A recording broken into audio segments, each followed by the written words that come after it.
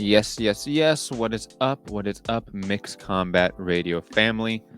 We're riding a little bit, wounded here. We're missing a person on the team. Melody's Man out. down. Man No or pun woman intended. down. Woman down. Woman down. I get the pun. I got nice, Ah. Gary. I like that. Look at us firing on all cylinders, regardless. Melody Joy, obviously, from Beauty Box, not here today, but she will come back probably and do her own video on her own channel. Check it out, Beauty Boxing. But digressing, obviously, big show today. I mean, it's finally here, Gary. And it's 2 shows a week. I mean, look at us. Look at us. It's like back in the day, like throwback. Remember when I used to do a show a day? Oh my God. Good times. But obviously it's Spence Crawford. I mean, the fight that, I saw an article out today saying that, it's 8 years in the making. And I'm like, it's not really 8 years in the making. And it really isn't. But, it's more like 5 years in the making of this fight. These guys have been in the same division now for a solid 5 years. Yeah. And they fought everyone else that they possibly could except for each other. And now we're here. And I'm very, very excited for this fight. I think it's going to be one of the better fights of the year. I think stylistically, I don't see how this is going to be a boring one, but we're going to get into it. Obviously, I'm Matthew Hunter, Matt Hunter MCR, all social media platforms. And I'm joined by the one and only Gary in Dallas from Texas Boxing Scene. Gary, are you as hyped as me? It's been a week of boxing. Yeah, I am really, really, really hyped for this fight. It's been a solid 5 or 6 years. Like, this took longer to make, I feel, than Pacquiao Mayweather, which took forever to make. And there was really no reason for this, right? I mean, if this was UFC, if this was back in the day, pre-Floyd Mayweather, they'd have fought 3 times, at least twice by now. How long did it take Trinidad and Oscar to fight back in 99? Once they were the 2 top dogs, they made the fight. I'm into it. I wish it would have happened 3 years ago, 5 years ago, when, Crawford's 35, and I don't think he's 100%. We'll get into my prediction, but I don't think at 35 you're as good as you were when you were 28. So, we're getting the fight, and both guys are close enough to their prime. They've held up the division now for 5 years. Spence fights every 2 years. Crawford fights once a year. None of them. I was talking to one of the Sean Sullivan over with Lou DiBella, and we were talking about Jamel Charlo, and he's like, "That's your boy." I'm like, "Yeah, but you got to strip him." I honestly, he fights once a year, and now he's fighting a guy 2 weight classes bigger than him. That's fine, but we're gonna take your belts. I mean, at a certain point, these guys got to fight, and Crawford and Spence have done everything but fight. You go back to the press conference at the Maurice, not the press conference, but the post fight with Maurice Hooker fight in Oklahoma when he fought Salcedo, and Errol Spence said, "Why wouldn't I take the easy route?" Well, this is what happens when you take the easy route, right? He almost lost to Sean Porter taking the easy route, if you remember. I thought he did lose that fight. I had him losing by a point, but it was really, really close. And it's unfortunate that these guys don't want to fight each other. Man down. Whoa, man down. Man down. Can we just put line then? That was bizarre. Yeah, it's unfortunate these guys don't want to fight each other until now. Because I said the same thing. Porter and Crawford didn't want to fight, and as soon as they did, it got made. It didn't have to go to purse bids. It was no top rank PBC issue. It just got made, and this fight could have just got made too, right? Just like Pacquiao, and it's gonna take some work, right? But if difficult takes all day, impossible takes a week. I'll get into why I think this fight could not happen until very recently.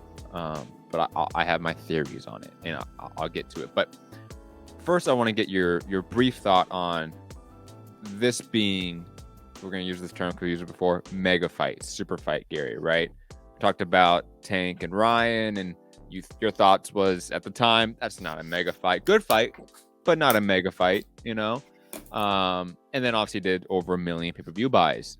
I think still the highest grossing pay-per-view of the year. We talked about Tyson Fury, Francis Ngannou, and whether or not that's going to equate to a mega fight. I'm skeptical, but I see the rationale for why people think that. We're here now, Crawford Spence. It's a fight that we all liken to Mayweather Pacquiao, which did over 4 million pay-per-view buys. Where's this hit? Is this going to do over 1 million? Even Brian Custer at the press conference was like, 1 million people are going to buy this. And I'm like, maybe that'd be cool. And I'm not saying it's going to do bad. I think it's going to do very well. But is it going to do 500,000, 700,000, 900,000, over 1 million, 2 million? I'm more of the mind that it's going to do in the high 6-figure range. But Gary, your thoughts on this? Like you said, it could have been made 5 years ago. It would have been bigger then. Your thoughts on all that. Like I said, both these guys have been so inactive. He fought Mikey Garcia 4 years ago. Remember that fight? He's fought twice since then. That's it. He fought Danny Garcia and Sean Porter. That's it. I think inactivity has been Spence's biggest downfall, and maybe it's for the best because I don't think he said today he's done. Well, it was a couple days ago that he's done with welterweight when he's done with Spence. When he's done with Crawford. I mean, Spence said he's done with welterweight when he's done with Crawford. So that's 1 or 2 more fights. That is what it is. And maybe if he had to make that weight twice a year, he couldn't do it. Like it's just too much of a weight cut to keep doing. But we could have got this fight at 154. Like it wouldn't have been that big a deal. We could have got it at 47 5 years ago, and we could have got it at 54 now. But we're getting the fight. We're here. As far as you want to start with the pay-per-views, I don't think this can do what Tank and Rye did, but I'd never expected that. Although I'm telling you right now, it sounds weird to say, and I think it's because of just how inactive these guys have been. That fight seemed bigger. There seemed to be more casual talk about that fight than this fight, and that's where you're going to get 300,000 hardcores to buy it, okay? Now, how many casuals do you get to buy it? That's like where you make your money. The casuals buying it, right? That's where Floyd and Manny and Canelo and Oscar, that's where they made that's where they made, 10, 20, 30, 200 million in Floyd's case, right? That's where the casuals. Do you hear a lot of casual talk about this? Because I do, but I heard more about Ryan and Tank, to be honest. It's close. It's very close. I wouldn't say it's dissimilar. And that's why I think it's going to do high 6 figures. I think it's going to do at least that. If this did 700, 800,000 pay-per-views, that seems on the mark to me. I think that's sort of like a barometer of what is a successful big pay-per-view if it hits at least in the high 6 figures. I said 500,000. If it does 500,000, that's good. I think it does more than that. I have a number in head. You want me to give my number or you want to go first? I'll give my number. I think 850. Okay. 650.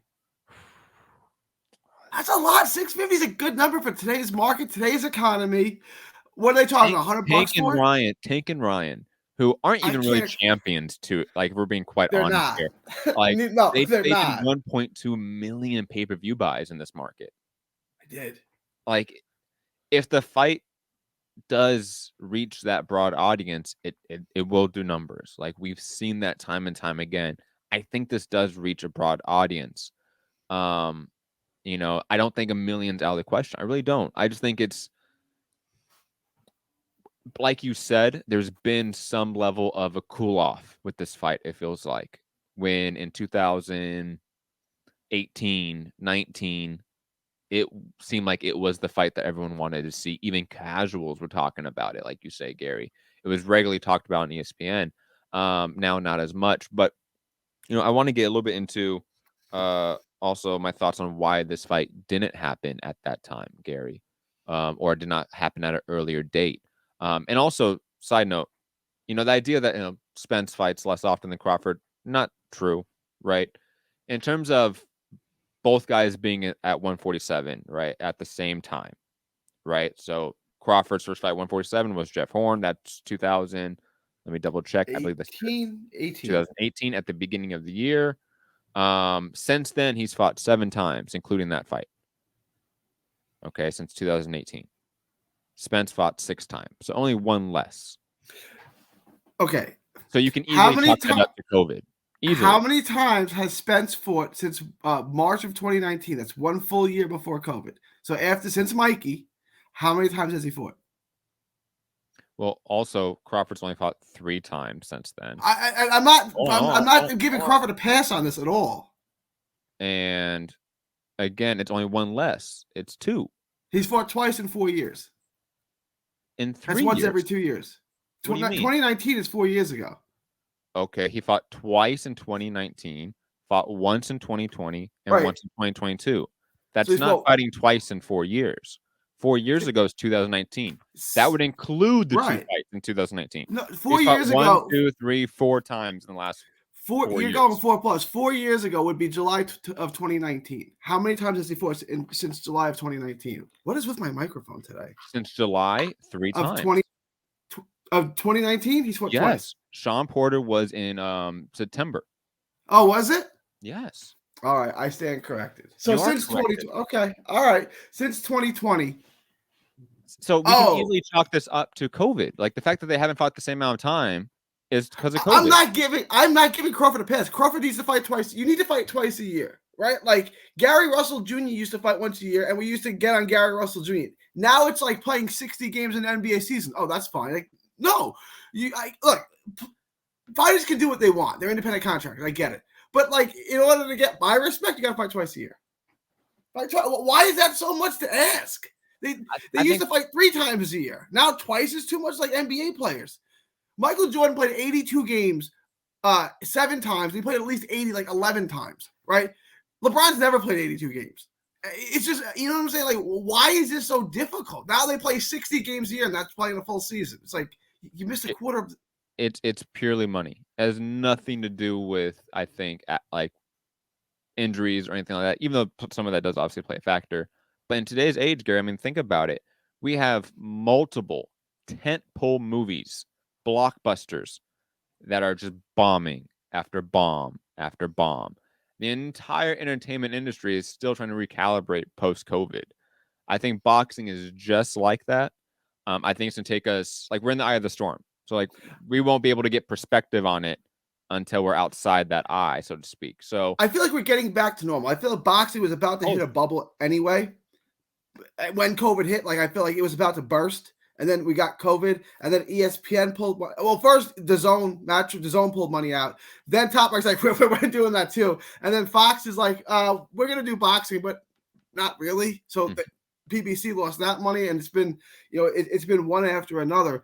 I think we're getting back to normalcy, which is the new normal. And I don't know if that's going to be the top guys fighting once a year instead of twice. I don't know. But I feel like we're getting good fights, big fights on a consistent basis. And again, remember pre-COVID, we used to have 2-3 fights on every week. And then it was like 1 fight a week. I feel like we're getting back to, like, there's lots of boxing on again. So I feel like we're getting back to normal. And lots of high-level boxing. Because, like, COVID, obviously, we had, like, the bubble shows. Like, they all were of a certain quality, I'll say. Yeah. Not to disparage those fighters that are on them. Or the best one you got was Josh and Maloney. That was the best bubble fight you got. Like, I mean, you got Shakur, but Shakur fought his grandmother, right? Like, it was like that. Yeah, like the budgets for those shows had to be super tight because you didn't have the money that was coming in for those shows just purely from ticket sales. And I would say we're still somewhat in that, where like people are cautious about going to a degree, even though it's nowhere near like it was in 2020 or 2021, of course. But also, like I was also going to mention why I think this fight hasn't happened yet, so to speak. Did you notice, Gary, on BoxRec, who's listed as the promoters of this event? Tom Brown, is that right? I did not check. I'm guessing that is one of them. And there's another one. Errol Spence would be the other one. Is Errol Spence the other one? And another one. Oh, there's 3. And another one. Who is the third? Well, who's the other? Who's the other name on the billing? Terence Crawford. Terence Crawford's promotions. Well, that's a thing. It is a thing now. Terence Crawford Promotions is like an oxymoron. No, Gary, come on. Bud Promotions. Terence Crawford. Okay. Imagine you're a young prospect, and I say, hey, who'd you sign with? And you go, Terence Crawford. Oh, Crawford's going to promote you? But, Gary, you're thinking about it from like, he's going to be a normal promoter and promote fights. That's not at all what it is. I understand. It's all about how many hands are in the cookie jar, right? Mm-hmm. And let's be honest here, Gary. there's been one name I would say in boxing that is, in terms of the business side, that is clearly the biggest thorn in the side of making big fights. And his name is Bob Arum. And we had for so long Crawford only with Bob Arum. And I think him and Top Rank as a whole are very antagonistic in terms of doing these cross promotional fights. I've seen it firsthand. Like I've seen these two teams come together for Fury Wilder. And it wasn't, oh, we're all, having a good time, we're all making money. No, it's not that. It's egos, it's bullshit antagonisms. Like it's largely stupid drama. So I feel like now that Crawford has left Arum, and to be fair, it took him a while to figure out what the hell he's doing because he did try to do what BLK Prime, right? And that seemed to be like just a pure money laundering. Well, front. that fell out because he wanted to fight, and remember they were supposed to fight last November. Yes. And Crawford wanted PBC to open the books, and PBC wouldn't open a book. So he's like, "Well, I'm not." I don't blame Crawford for that. I never did, because they were all taking all back end money, right? And any expense comes out of their pocket. So Crawford wanted to see the expenses, and PBC told him no. So he's like, "Well, I'm not fighting them," which I think is completely reasonable, right? I know people hated it at the time, but like, you got to be reasonable, right? They could write off any expense, and you have, you know what I'm saying? Like, you can't question it, you can't look at it, you can't say, "Hey, we can do that for a third of the price." No, you can't see it. So I never blame Cook, but this was supposed to happen, last November. Yes, but we also had, a potential other hand in the cookie jar in BLK Prime. Yeah. We had other promoters in sort of the sphere. Now it's just Crawford, it's just Spence, and it's just Heyman, a la through Tom Brown. I think Arum has been and is a detrimental part to the industry.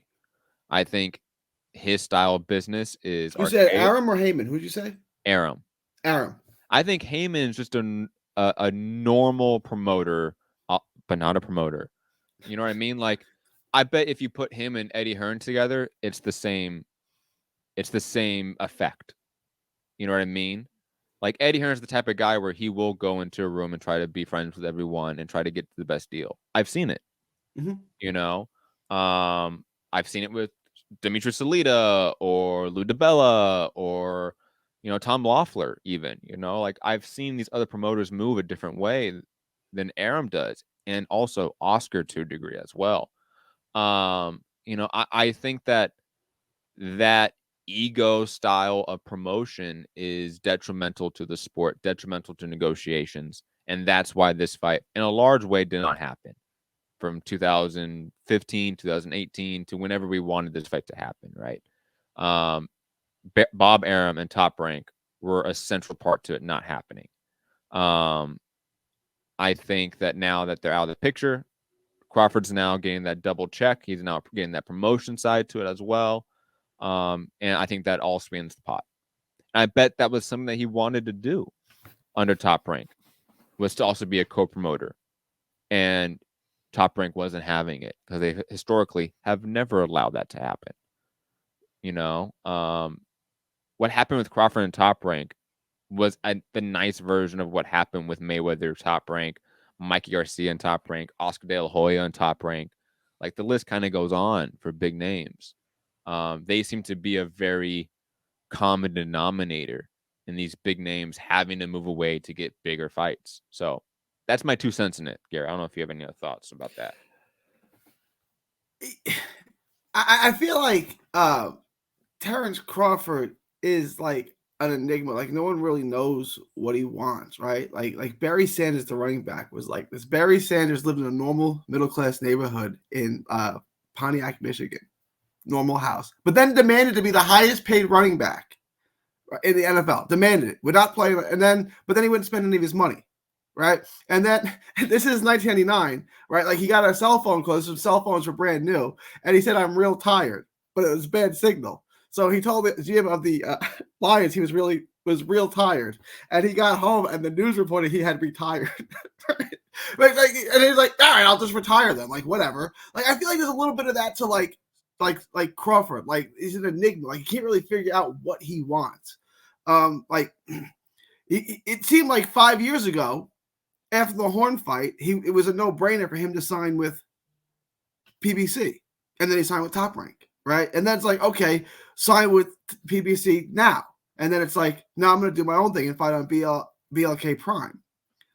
I mean, he's entitled to do whatever he wants, but I'm not gonna try to guess what Terence Crawford wants. We get in the fight now.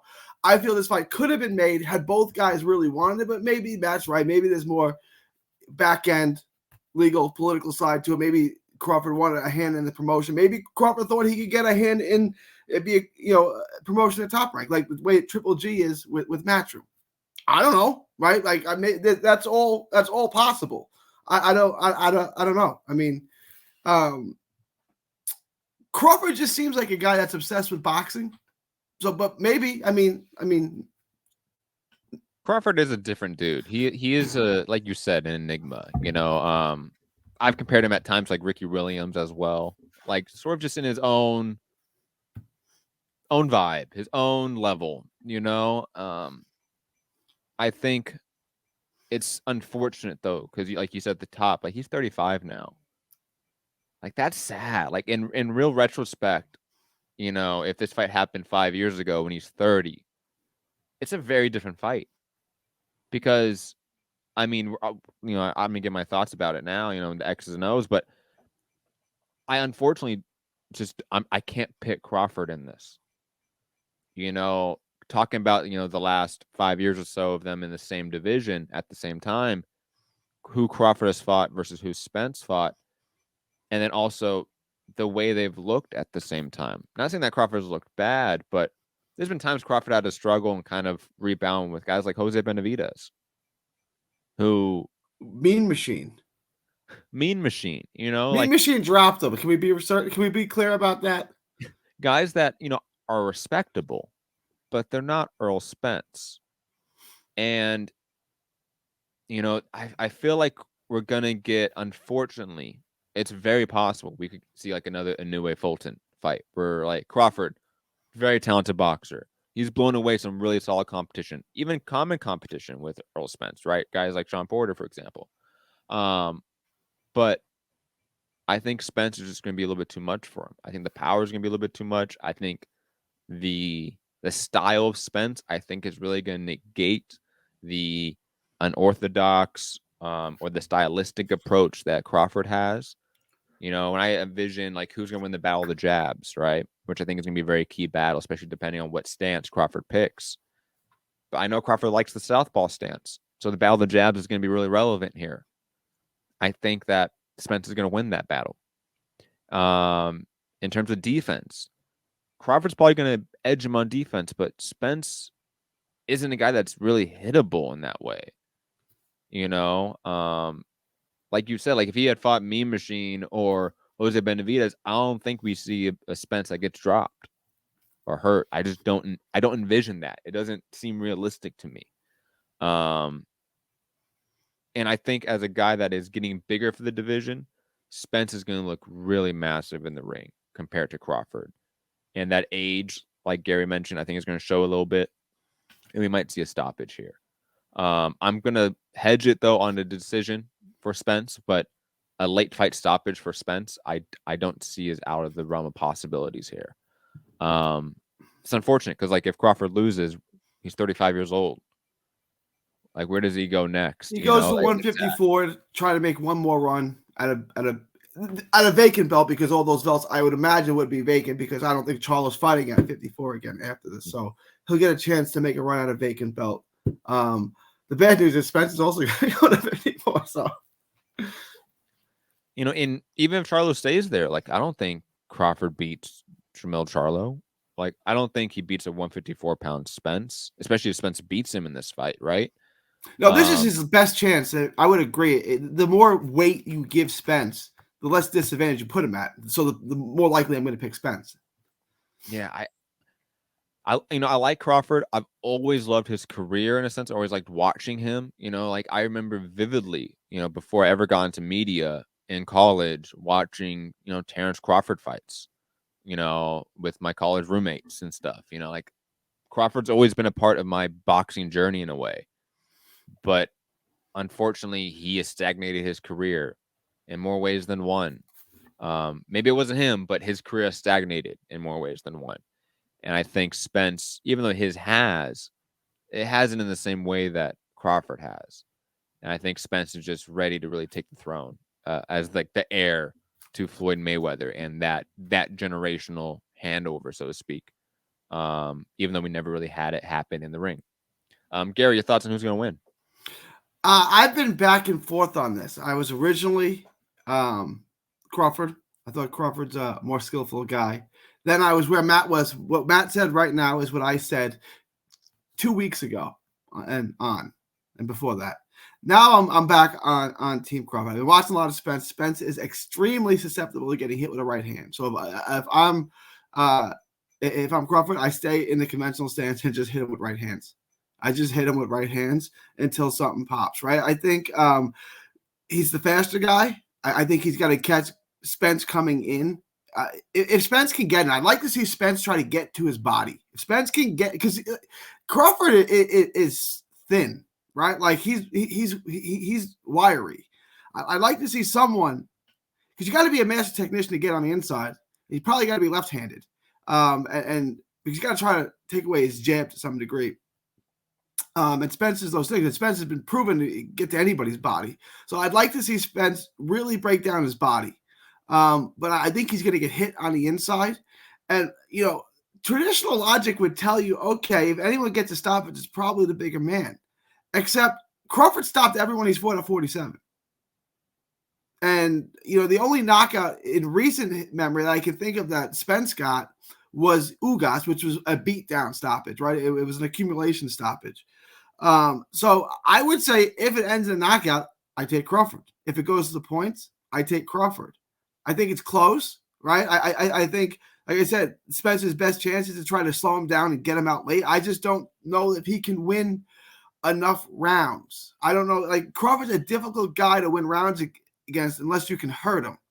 On top of that, he's got that dog in him, right? Like, you remember the Porter fight, and Bomac told him he was losing going into the 11th round, and he just stands up off his stool and says, "I'm losing," right? And like Bomac's like, "You might be." And then what happened? He stopped him, right? He's done this before, right? He did this with way early in his career, and Gamboa is a featherweight, so y'all are gonna laugh, but it was the same thing. They told him he was in trouble. Like, okay, I'm gonna go stop him, and he did it. I think Crawford is dang near the perfect fight. I've always compared him to Kawhi Leonard, right? Like, what would you improve about Kawhi Leonard's game? Well, nothing really. I mean, nothing. It's all good, and that's how I feel about Crawford. I feel Spence is a little bit more flaws. I feel he's a little bit more hittable with the right hand, and I think Crawford wins a close decision. My picks are either Crawford on points or Crawford by late stoppage. So I'm back. I'm back on Crawford because I see holes in Spence's defense.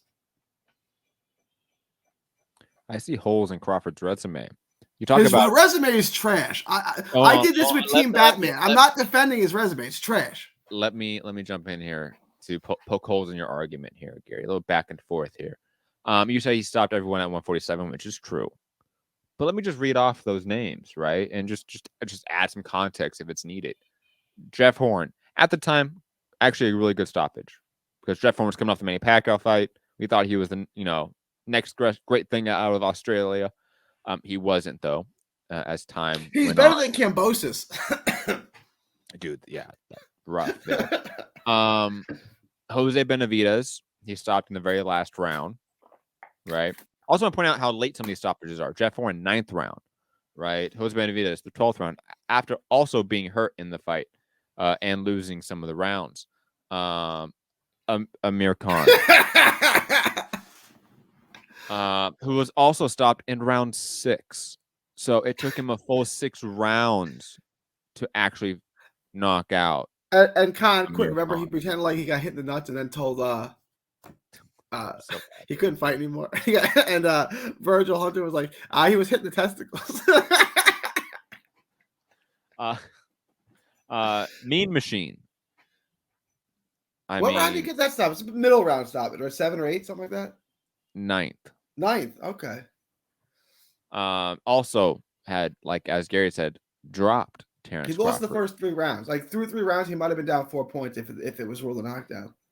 Yep. One judge, Tom Schreck, great last name, gave Mean Machine 2 rounds. The other ones only gave Mean Machine 1 round. That's But again, amazing, isn't it? That's right, incredible. That's a scorecard. That's a top ranked scorecard right there. absolutely. Next fought Kell Brook. This It is blew him out. years after Spence destroyed his orbital bone, and he had looked shitty for years. And that was before Triple G destroyed his orbital bone too. So, but that was an early stoppage, 4th round. So good for him. Sean Porter, like you said, he wasn't actually losing the scorecards. It was close though. Spence was up by a point on most of the judges' scorecard, and then up by 3 points, I should say, on Max DeLuca's scorecard. Shout out to Max DeLuca over there, great judge. And obviously got Porter out in the 10th round, and then David Avanesian. I don't think I really need to add much context to that one. Got him out in the 6th round. So we have a guy that has finished his last 7 opponents in the division. That is absolutely true. The ones that were good were far past their prime and damaged goods, a la The only Amir one Khan. good there is Mean Machine's okay, and Porter's good, and Horn, but Horn's only good in the moment. Porter retired after the fight. Like, think about that. I picked Porter to win that fight, so I'm not gonna put any shade on Porter. I thought Porter was. I was watching the fight. His own dad put shade on him, so we can too. Okay. Do you remember that? His dad was like, he didn't train at all. I don't know what he was doing. He's like, oh, bro, Ken, what are you doing? His last fight. Just last fight. Just last fight. I'm taking the payday and going home. We had like you said, Porter's probably the best name there. But even that is in a sense diminished, fighter in terms of what we saw with Errol Spence or years prior with Keith Thurman, right? So, I see a guy that has struggled to put out opponents that he should be putting out. We have a guy in Errol Spence that he shouldn't put out. Like this is the best foil for Crawford we have. Undefeated. Antithetical style to him. We both list off all the good qualities of Spence. I don't see how Crawford gets a finish. Now maybe he wins a decision. He's a fantastic boxer. That is absolutely a possibility. But to stop Errol Spence, a guy that we've never really seen hurt, right? Like I can't think of a time that we saw Errol Spence really get hurt in any significant way, like the Gamboa fight. Ugas wobbled him, and then really early in his career, he got dropped. He didn't get dropped, but he was battered against ropes, almost stopped. I mean, real early in his career. I'm trying to think, are there any other times in his career? With Crawford, I can think of Gamboa way back. Gamboa, Mean Machine, like it's Sean Porter. Benavidez. Did Benavidez hurt him? Yes. Go back and watch the fight, Gary. I haven't watched it in years, so I haven't watched it in years either. I won't go back and watch it. I think it's blown out of proportion. Like he won almost every round and stopped. Everyone's like, "Oh, Benavidez put hands on him." I was like, all right, well, he lost every round and got stopped. He didn't win every round. He probably. There's not more than 2 rounds in that fight that Glenn Feldman gave. I like Glenn Feldman usually, but he's had some weird scorecards too. No, he's all over the place sometimes. Honestly, Glenn Feldman and Lisa Jampa are the ones I usually think are pretty accurate. But I mean, they've got bad cards too. But I guess Steve Weisfeld sucks. Horrible. Sucks. Horrible. Anyways, he just scored for the guy coming forward. It's a horrible judge. I think most likely this fight is going to go the distance. I mean, both guys are tough. Like the likelihood that either one's going to finish the other, I think, is low. I think it's going to be one of those fights that the last 3 rounds determines it, to be quite honest. We're going to hit the championship rounds and be like, oh, shit. Somebody needs to sort of get a clean sweep here to sort of get dominance here and make sure they win on the judges' scorecards. I feel like that's what we're going to have. I think Crawford's going to have his moments. I think Spence is going to have his moments. I think Spence is going to have more of them. And I think Spence is going to be, like I said, and like you said, the foil based on that southpaw stance, based on his size, based on his power, based on his boxing skill. Even though it's basic, it is very perfected. That Crawford isn't going to be able to do the normal things he's used to. The normal tools he can, pull out against the Jeff Horns or the Benavides or the Sean Porters. I don't think they're going to work here. When we've seen Crawford all of a sudden switch stances and go mean, right? Like that's not going to work here. I think Spence is too good for that.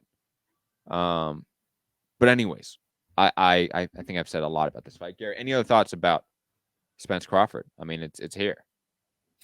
It's here. I like. I feel like it's a big fight weekend, but I don't. I want to get back to the number because you picked a pretty high number. I think it's not an unreasonable number, but I think it's on the high end. Like maybe things will change in the next couple of days because it's when most of the casuals decide they're going to buy it. Like I'm not really feeling like it's super big. Like Wilder fight. Like I'm not. Like I'm just not feeling like I don't think it's gonna do a big number. I can't see 1 million, right? Because Wilder and Fury did barely 1 million, and that was so much bigger. I know it was a couple years ago and stuff, but like that was so much bigger than this. It was bigger for us, and I would say this: it definitely had a bigger media push, but I think it had to because Tyson Fury wasn't known to the U.S. market in any sizable way. Like the Klitschko fight on HBO, like I think it did decent numbers, but it was a horrible fight. Like, there's no way if you were a casual and that was your first fight watching Tyson Fury, you then watched him for the next 5 years. That just didn't happen. You came back for the Wilder fight, right? Like that's what happened. I think you had a case of like the promotion had to reintroduce Tyson Fury to the American market and then really push his story, push their rivalry, because that's going to sell it. This fight, it's been a U.S. market fight for 5-8 years. It's been talked about on ESPN, on Fox Sports, on whatever for 5 to 8 years. Like it's been talked about almost ad nauseum in the U.S. market. So I think it's a little bit of that where people like it doesn't need to be told. Like if you remember, like even like Mayweather Pacquiao didn't have a ton of media around it. I think they did like a 2-city press tour, right? And they did like I think 1 episode of All Access or 24/7. I forget which one they chose. I don't think they did a lot of push behind it because they didn't need to. It's Mayweather Pacquiao. It's been in the U.S. media lexicon for 8 years at that point too. So I think that's a little bit of it here because I know for a fact I'm going to have casual, like my friends who are casual fans calling me and texting me saying, hey, what do you think about the Spence Crawford fight, this weekend? I guarantee if they buy it, then that's going to do you something because that was the way that Garcia and Tank Davis did. Like there were people like who super casuals who were asking me about the fight. And I was like, oh, this is not big, huh? Like this is, and I felt like that all happened the last 2 or 3 days before the fight. Like it got a big push late, and like casuals, like I wouldn't even know that you would know who Ryan Garcia is. You're asking about Ryan Garcia and who's going to win. But that, like, I didn't give Ryan Garcia really any chance to win that fight. This is a 50-50 fight. I could see either guy winning this fight, so it's a better fight. So I hope more people tune into it. I don't think so. I think Tank Ryan's still going to be the #1 pay-per-view of the year. I think so too. I think it's going to come close. Like this is probably going to be #2. And I think everything else is going to be really far behind, except for like. Oh, no, I think Canelo Charles is going to do a big number. If I was betting now, I'd bet you on that right now. You think that? But we don't really. Oh no, we'll get it because it's PBC pay-per-view. We'll get the numbers on it. Because we don't really get numbers like Canal pay-per-views anymore. But no, this is PPC pay-per-view. So and we also get like worldwide numbers or stuff like that, Gary. You yeah, know what I mean? Like, I'm like, what is that? I don't know what that means. For 30 years, they gave you U.S. numbers, and then all of a sudden, they gave you worldwide numbers. Smart media, smart PR take right there. I don't think Charlo Canelo does 1 million. I'll be honest. I think it does good, but I think that does 500,000, 650, 700,000 tops. You know what I mean? Maybe I'm wrong because like Canelo Plant did really well from my memory, right? Didn't that do like in the 800s or 900s? It did right, yeah. I think it did like 900 plus. Yeah, it didn't do just under 1 million. It didn't do it was just under. I think it was like 900. So maybe it does that. You're right, Gary. You know, damn it, dude. Can you imagine we finally get Crawford Spence, and it's not even like the top 2 pay-per-views of the year. That'd be sad. The Ryan Tank thing really like blew my mind that it did that kind of number. Like it really did. But like it makes. I remember boxing Twitter leading up to that. It was crazy. Everyone was talking about casuals. It was like I shouldn't have been surprised by it. It was like I would have never guessed that. Like I thought it was gonna do 400,000 to 3 times. I think the one similarity here is that we do get like mainstream outlets talking about these 3 fighters. I will say, like TMZ reports on Spence, Tank, and Ryan. Yeah. I don't know about Crawford, but I know for a fact they report on the car crash ad nauseum. Every Tank issue with the law gets reported by TMZ. You know what I mean? Like, unfortunately, like those negative news. They help. They put your names in the news. All publicity is good publicity. They do, and it's not saying not to endorse any of those things happening, but it has a knockoff effect here where all this media attention on these fighters plays into buys because now mainstream sporting fans are like, oh, I know that guy. Oh, I've seen a clip of him on TikTok or Instagram or whatever, you know, like, and that helps. Damn, Spence Crawford, not even the top 2 pay-per-views of the year. That will suck. I hope it blows up. It's a good year for boxing, though. Honestly, if it's not, I mean, it's a good year for boxing. Had big fights that year. Or it bombed. Or historically. I don't think it's going to historically bomb. I think, like I said, 650 matched at 850, so somewhere in that range.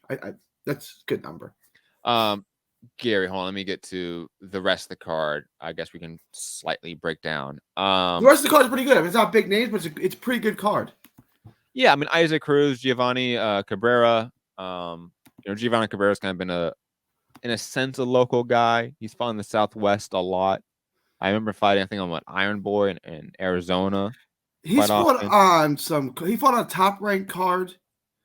He's fought on Iron Boy is Arizona, right? Yes, I believe so. So he's been around the scene for a while, 21-0, good looking kid, has the jaw and the high cheekbones, could be a model. And he's fighting fucking Pitbull Cruz, man. And even though there's a huge size discrepancy, like Giovanni is so much taller than Pitbull, I feel like Pitbull's going to come in here and just rip his face off. I really like Isaac Cruz. I think he's a really talented fighter. I mean, he arguably beat Tank Davis, who is one of the better fighters out there right now, for being quite honest. So I am excited for that fight because I think the violence for that fight is really going to get bumped up. Nonito Donaire versus Alexandro Santiago. His record's not shiny, but that's a good fighter. That fight depends on Donaire, who's 40. Like, how much does he have left? Like, that could be an upset, depending on Donaire. You're right. He has a good resume. You're right. He has a very controversial, I'll say that because it was majority decision. I don't remember the fight against Gary Antonio Russell, who's a really good contender / prospect. Beat, Antonio Nieves, David Carmona. Those are good veterans, so to speak, right? So he has some names. And you're right. Like, Donaire's one of those fighters, like, at any point we're probably going to see a drop off. Like, there's no way he is still going to fight at the high level at, in the next year or two. Like, it's just impossible. I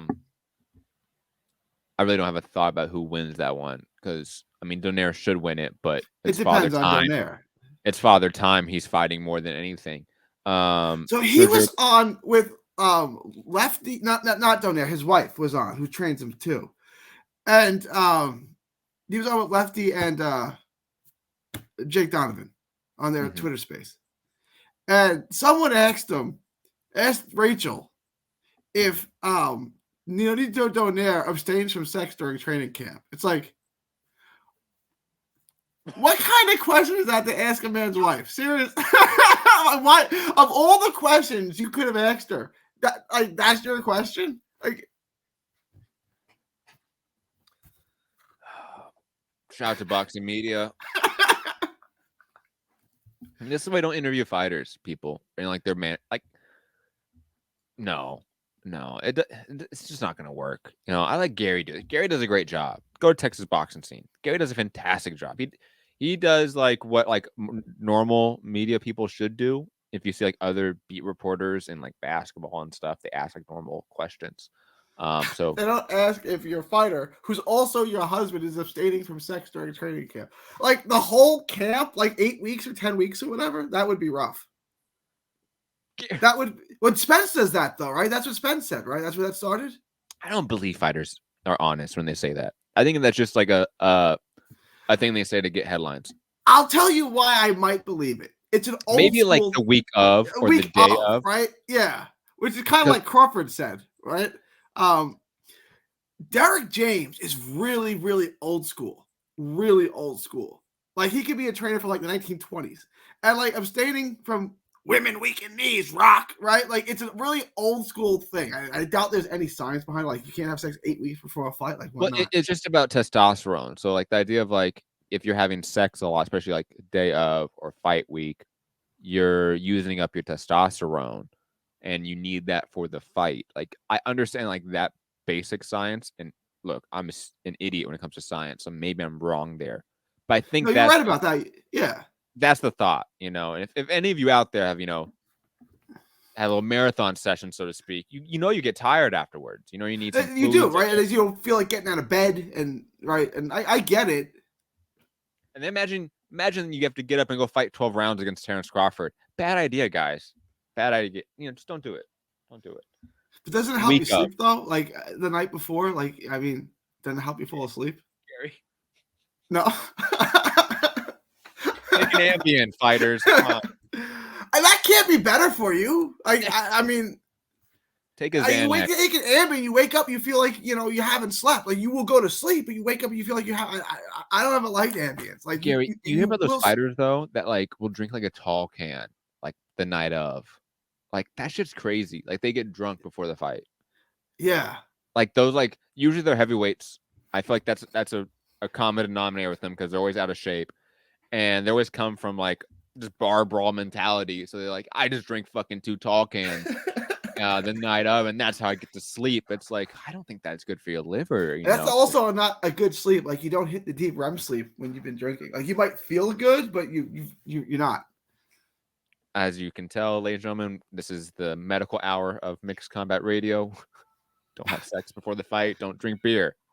Come on. I would say probably don't have sex the night of the fight, like leading into the fight or the day of the fight. But like the whole camp thing, I don't know. Like, and let's be honest, if you're doing it the day of, like, come on, get your head in the game. What are you thinking? I don't like. I don't know. I mean, hey, but Ricardo Mayorga smokes cigarettes like in the ring after the fight. So maybe we're just all wrong here. Maybe there's just no right thing. Anyways, digressing here. Also, Sergio Garcia versus Johannes Tellez. Good fight. That was supposed to be manga. That was supposed to be Jesus Ramos, but I don't know what happened. But this is good. This is better. Like the Tellez guy is Cuban. He's 5-0. He trains with Ronnie Shields. He's supposed to be good. I'm looking forward to seeing him. I know I've seen him before. I just can't think if he's ever had a fight of note, or if it's all been like, B-side opponents that he's supposed to demolish. No, I want to say I remember him in the Amis. His face looks familiar. Like we might have seen him in the Olympics last time. I think that's what it is. And what weight is he? 154? Yeah. 54, yeah. I think I remember seeing him in the amateurs. I think he's a big guy from what I remember. Has some pop, doesn't he? For 154? Yeah, he's a big dude. Again, I've I know I've seen him before. I just can't, like, the name. I know he trains with Ronnie Shield. I just can't think of any fight that I saw him in particular. This is to a big look at. step up, though. Jesus, his last opponent was 19 and 26, and the last Yeah. opponent before that was 1 and 21 in terms of wins and losses. Okay, so he fought on a PBC card against Dario Guerrero. Oh, okay. Besides that, yeah, he's fought off television cards. He fought twice in Russia. Then he fought in. WBC doesn't like that. Don't do that. Oh, he fought Cameron Creel. That's You know what I kind saw of today, Gary? I was looking at our Google ad money that we get on our YouTube videos, which is like $1 a month. It's nothing. It there when you go to like Google AdSense at the top, there's a banner now that just doesn't go away that says like if you're making content that's pro Russia, you will not get your ad money. I told you, don't. I saw that. I was just laughing. I'm like, that's why The I'm fake like, country that's a missile testing site for Lockheed Martin. You shall not bash. you can't. You can't bash it. We're not even gonna mention them anymore because like I'm just afraid now we're not gonna get that So $1. I'm saying, This is like why everyone what kind of propaganda is this? Like,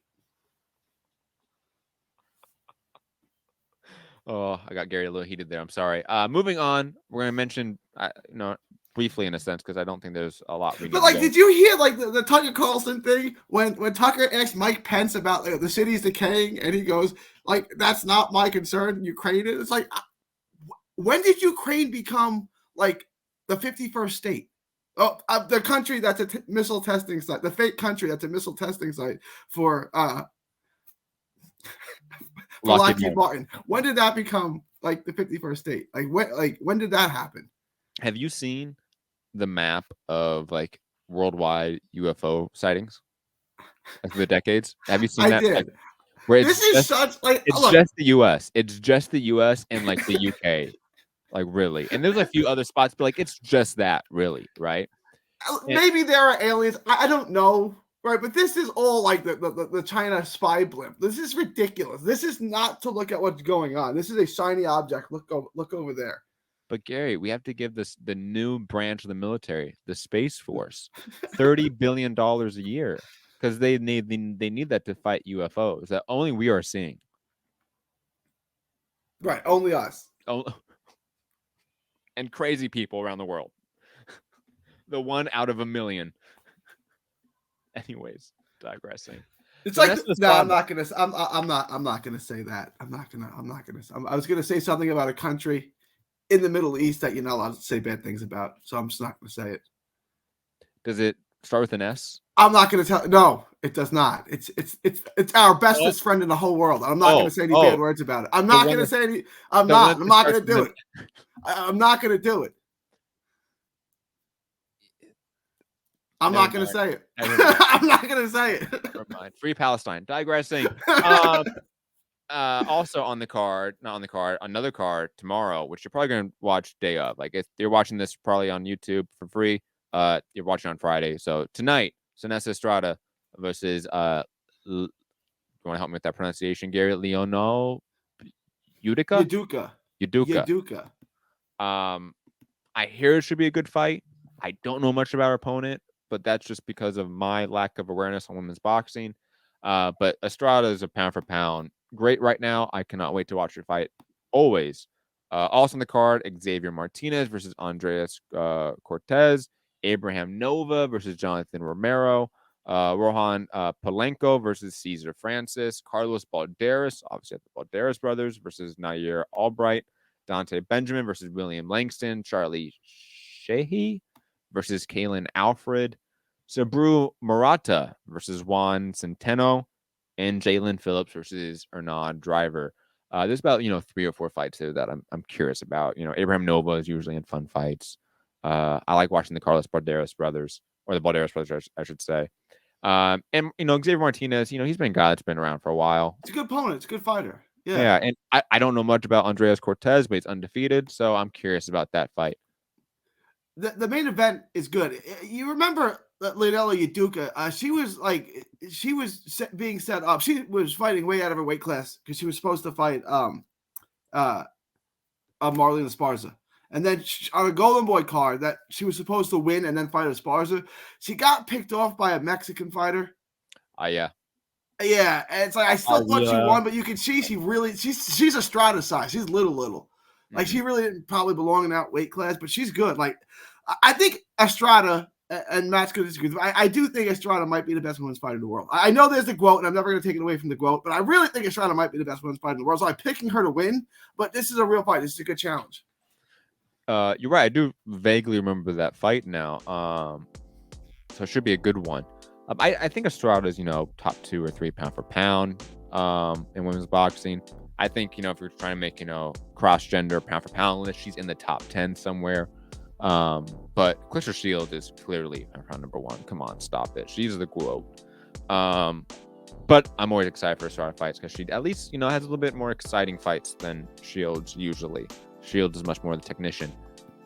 Gary, that's about it for boxing this weekend. Any other thoughts before we head out of here, man? No, it's been a good week for boxing. I know our third partner who's not here watched the Pro Box card, but if you haven't watched the Pro Box card, I'm not going to tell you who won. Go back and watch the main event, man. Good fight. Scorecard's a little off. Just wide, really wide, one of them, but really, really, really good fight. Allegedly, I would say this, I'm not really saying it. I'm only saying it allegedly. The money laundering through Pro Box must be really impressive because, to put on a YouTube production like that with, Paulie Malignaggi, Chris Algieri, and Mike Goldberg. You know who does the Spanish broadcast? Juan Manuel Marquez. Yeah, that's a lot of money. That's a lot of money. That's a lot of money laundering. That's a lot of money. But digressing, Pro Box Cards, always a fun little Wednesday edition of the week. And, we've had New A Fulton on Tuesday, Pro Box Card on Wednesday, obviously Estrada on Friday night, and then Crawford Spence on Saturday. I know maybe you don't feel it, Gary, but I've been hyped like all week. Like this has been one of the better. And we had an Italian card on Wednesday too with my boy Luca Cincone. Sure, that happened too, Gary. I guess that happened. I know you watched it because I sent you the link for the Italian boxing. That's right. Damn, I forgot about that. I'm so sorry, Gary. I'm so sorry. I'll go back and watch it. You don't need to. It's a draw, and the guy. It's not. I would tell you, it's an entertaining fight, but if you're expecting high level boxing, it's club level boxing. Like Pro Box, right? Like it's like watching a Pro Box. No, Pro Box is better. It's like Pro Box is show box, like to me. This is a step below that. This is the Italian version of that. Anyways, obviously, comment down below who you think's gonna win, Spence, Crawford. I'm definitely curious what our listeners and our viewers are thinking about this fight. I feel like you, Gary, it's very much split down the middle when you sort of try to get a gauge on the public's perception of this. Hit the like button, share the show, all that fun stuff. Remember, if you want to watch it live, patreon.com/Trending Now Network, where we can, shit on Ukraine or Matt, the fake country that's a missile testing site for Lockheed Martin. That's what we're calling it. Or the other country that Gary didn't mention in the Middle East. We'll be free to do whatever we want and not worry about, getting the ad money stolen from us by Google, which doesn't even recognize its own union. It's pathetic. But anyways, a lot to get into, obviously. We'll come back next week. I'm hoping Tuesday. And to break down, obviously, the Spence Crawford fight. I have a big project next year, which I'm very excited to announce. I'm not ready to announce it yet. So hopefully on that show I can. I don't have permission to announce it yet from the rest of the producers. But very excited for that project and cannot wait to dive into it. What else? That's about it. All the links down below in the description. You can find it there if you're watching on YouTube. Gary, final thoughts? Find me all forms of social media at 3D Boxing Vlog. Also subscribe to my channel Texas Boxing Scene on YouTube. I'm gonna have some content on that. I'm gonna be out in Frisco, Eddie Vasquez fights, and if you're in the Dallas-Fort Worth area, go. They're streaming the Spence Crawford fight afterwards on the big screen, so you'll be able to watch the fight on the big screen at the ballpark in Frisco. And I got to be right. I can't go 0 for 2 this week, so Crawford better win. Like, I don't want to be 0 for 2 this week because I picked. You might get fired. You might get fired. I picked Scooter, and that did not go well. But it's July 27th, 2023. And Texas is still not a country. Can you believe that? Let's make Texas a country again. From Texas to the world, thank you, and God bless. And remember, fuck the police. Free Palestine. Peace.